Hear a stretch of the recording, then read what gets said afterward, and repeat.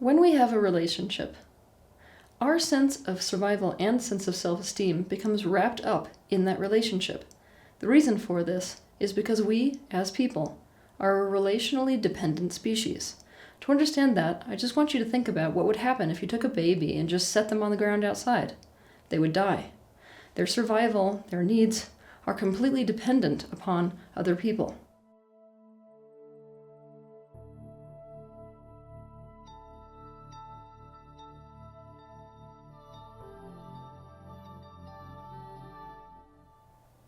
Even when we grow into our adulthood, when we become more autonomous, when we become better at meeting our needs, we still are dependent on each other.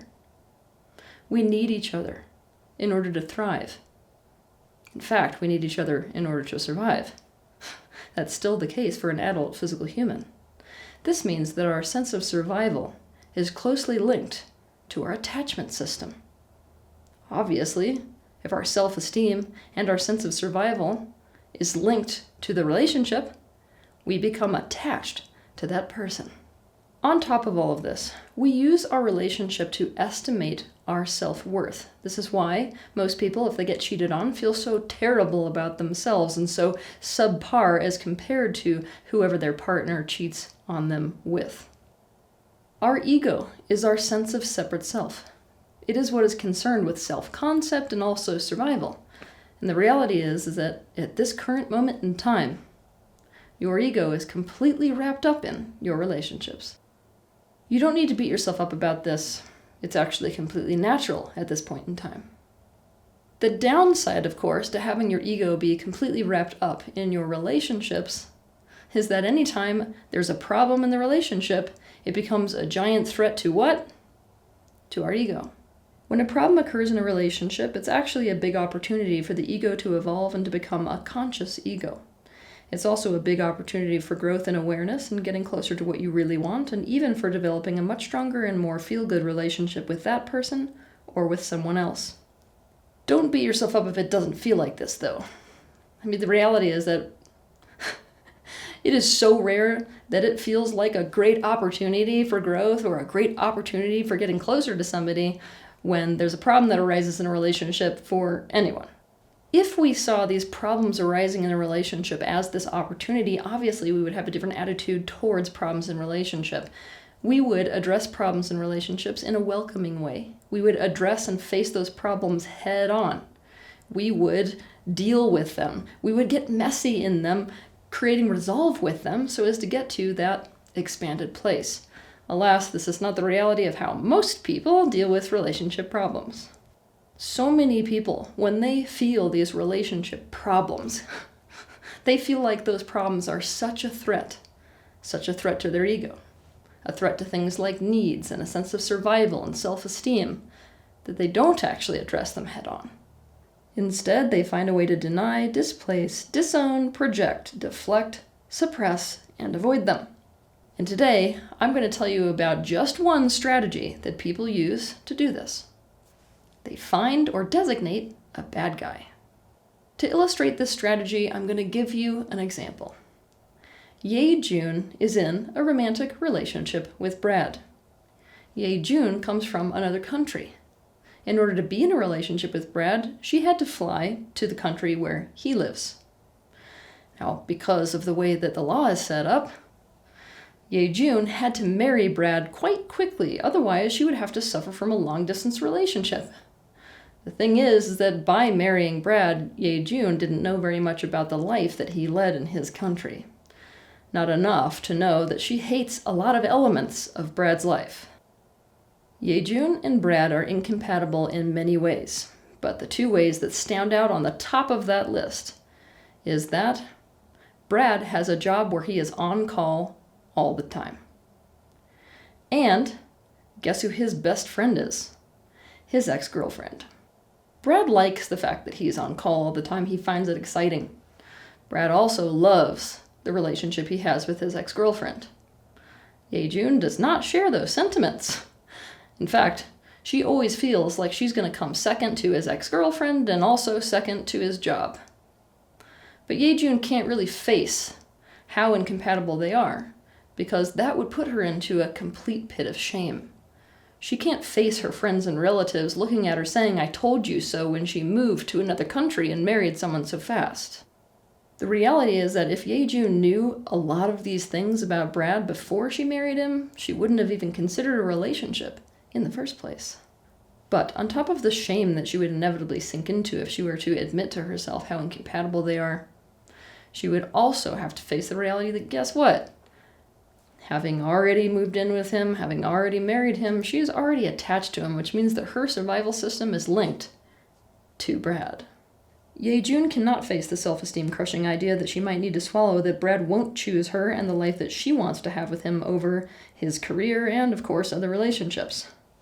So instead of facing the problem, she decides to hold on to the fantasy of what she wants their life to be like.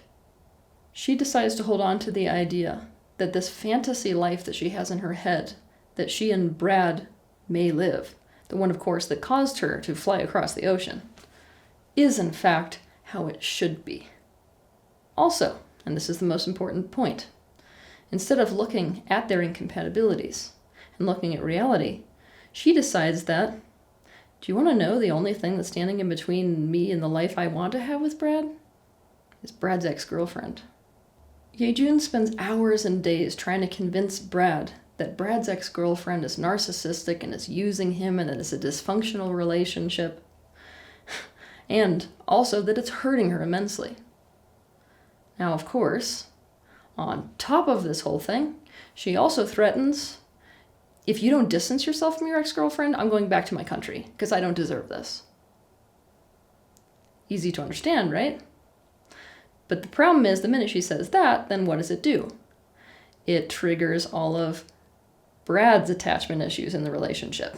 So all of a sudden, Ye-Jun is threatening his sense of survival and his sense of self-esteem as well. Because Brad also doesn't want to face the shame, or that survival threat that happens when our attachment is threatened. In our example, Brad also doesn't want to face the incompatibilities that are inherent in that relationship. Something interesting happens here. Brad starts to notice that when he stops defending his ex-girlfriend, and instead shifts to align with Ye-Jun's perspective about his ex-girlfriend, all of a sudden, he feels closer to Ye-Jun. There's less of a threat to their relationship. Suddenly, the pressure of the separation and division between them isn't there, and they are instead aligned against a common external enemy. In this way, Brad's ex-girlfriend becomes the scapegoat for the two of them. At this point, Brad and Ye-Jun both become obsessed with the problem of Brad's ex-girlfriend.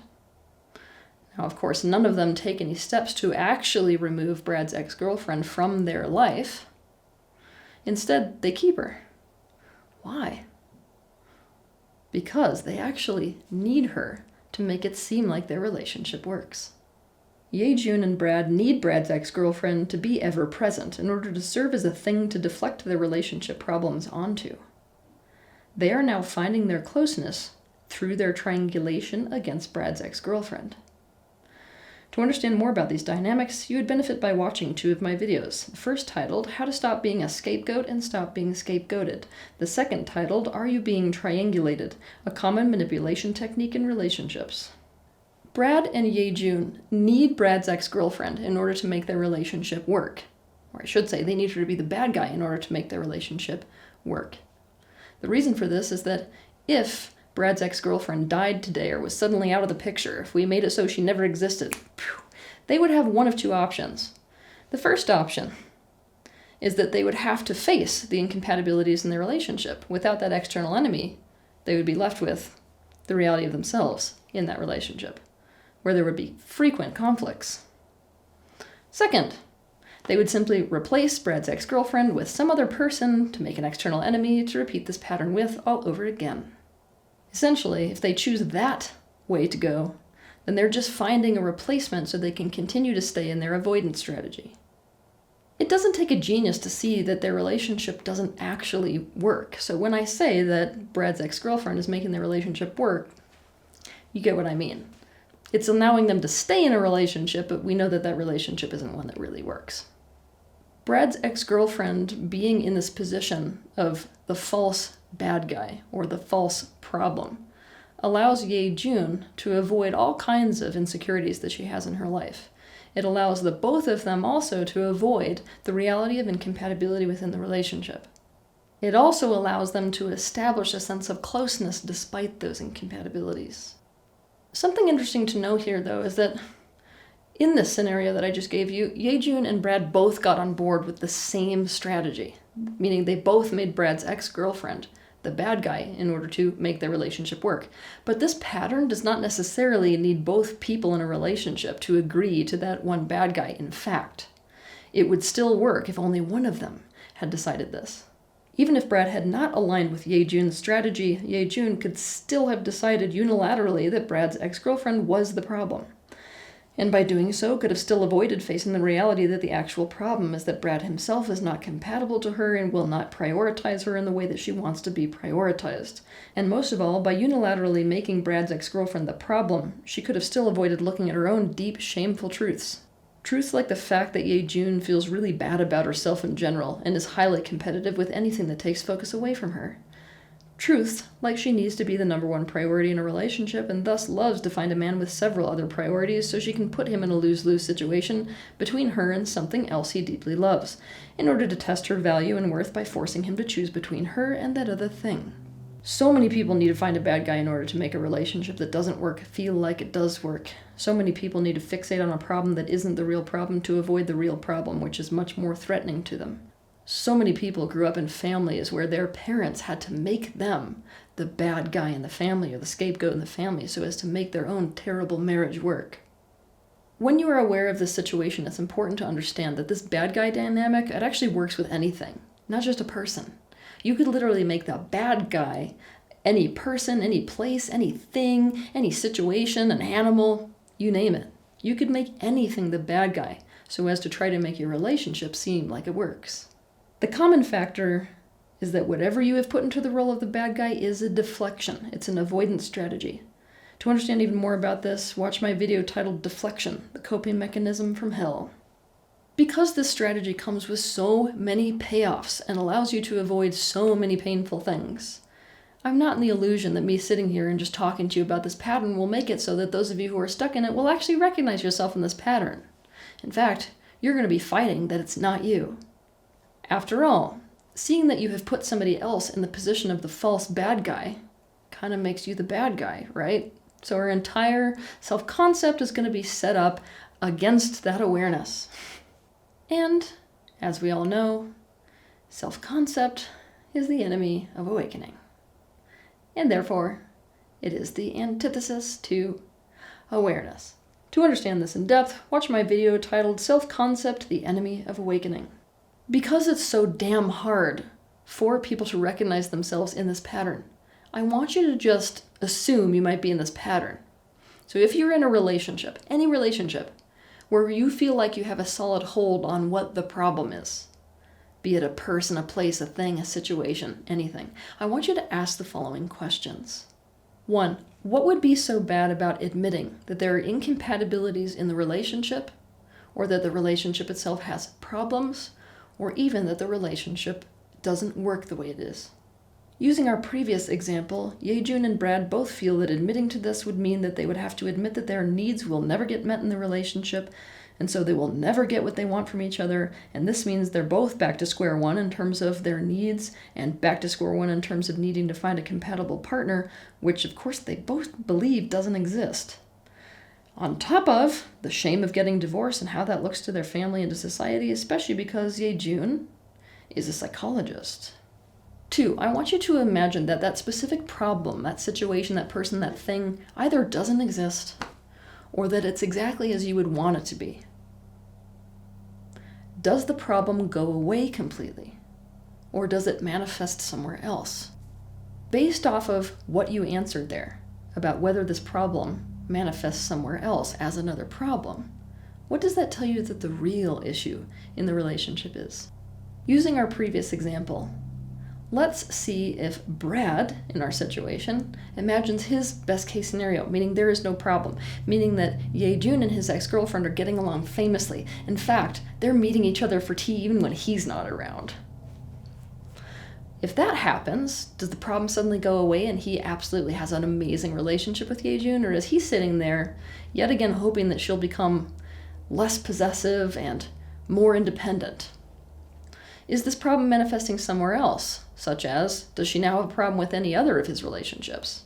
Or does she now have an issue with his job and wants him to quit so he'll be more available to her? Doing this exercise would tell both Yejun and Brad that the real problem in the relationship is not actually the ex-girlfriend. Instead, it's the fact that they have totally different ideas of how they want their relationship to look like and also their lives to look like.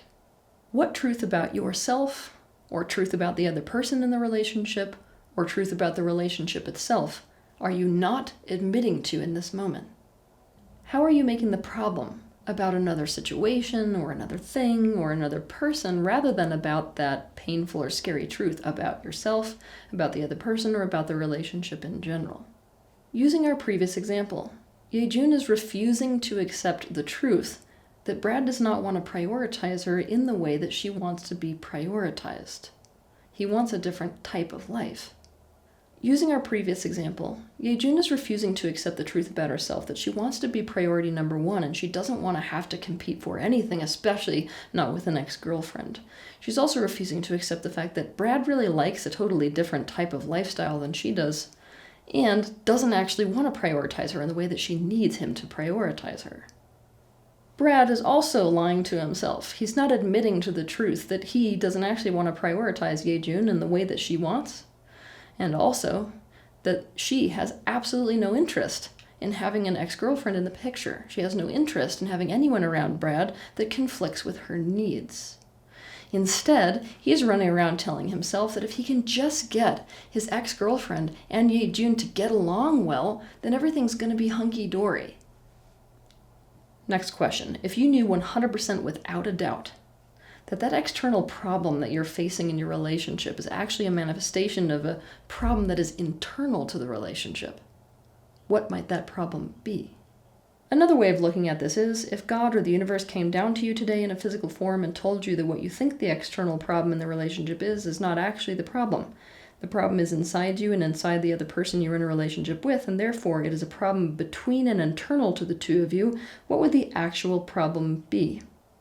Using our previous example, the problem in that relationship of Brad's ex-girlfriend is just an external manifestation of the deep insecurities that are inherent in that relationship relative to importance and relative to prioritization, and also a manifestation of the fact that both Yejun and Brad have totally different desires for the way they want their relationship to look and the way they want their other relationships in their life to look. Last question. What would happen if that problem in your relationship was gone? Meaning it just didn't exist. You wake up and a fairy's gone. What's happened? Now, if your answer was, then the relationship would be fine, I have some news for you. You just fell into a trick question. Because the reality is that if you answered everything would be fine to that last question, it means you're not in reality about relationships in general, you're not in reality about the relationship you're in, and you're especially not in reality about the particular problem you're facing in that relationship. It's at this point that I'm going to hit you with a really hard truth, but it's one you're going to have to swallow if you want relationships to actually work. Every external problem which is happening to a relationship is a reflection or indication of a problem within the relationship. Using our example, Yejun and Brad may perceive that Brad's ex-girlfriend is posing a threat to the relationship. They perceive that this threat is happening to their relationship and is making their relationship less secure. But it is simply a reflection of the problem within the relationship. Specifically, the problem that Yejun has deep insecurities relative to her importance or value or worth relative to Brad's life. What's her place in it? And specifically, that big old problem that the way that Brad wants his life to look and their life to look together is different than the way that Yejun wants their life to look like together. So that you can understand this concept better, I'm going to give you one more example, okay? I want you to imagine that there's a husband and a wife. And that husband is in the army. Now, if the army keeps reassigning him overseas over and over and over again, the wife might decide the problem in our relationship is the army. The army in this case might actually become the problem in their relationship. Except for, hold on a minute, it's actually just a false bad guy. Why? Because when we look deeply beneath the surface of what this external problem is reflecting inside the relationship, what we find is that this woman is one that really wants a husband to be present and with her and raising her children with him. She doesn't want to just be alone for the rest of her life, raising her kids by herself and they barely know their dad.